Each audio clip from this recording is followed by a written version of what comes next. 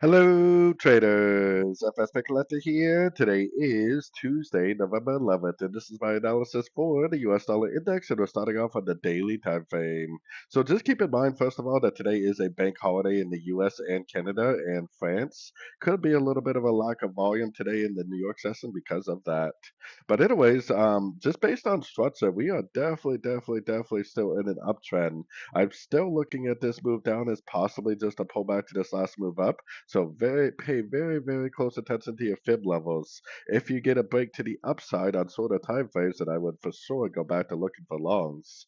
So going all the way down to the 1 hour time frame, I think that our most recent structure level is right here. This is roughly a 2 hour time frame structure. If it breaks above here with momentum, then I would definitely go back to looking for longs. If it either breaks it and instantly rejects it, or doesn't even break it at all and ends up making like an engulfing down, I would stay looking for shorts because we're not really at a fib level, and this is kind of 3 waves down right here. This could be like a little flat right here, 3 waves up, 3 waves down, possibly 3 waves up like WXY, or like a 335 pattern for a flat. So because we're not really at a fib level, and we definitely do not have a breaker structure to the upside, I'm still very bearish on the dollar.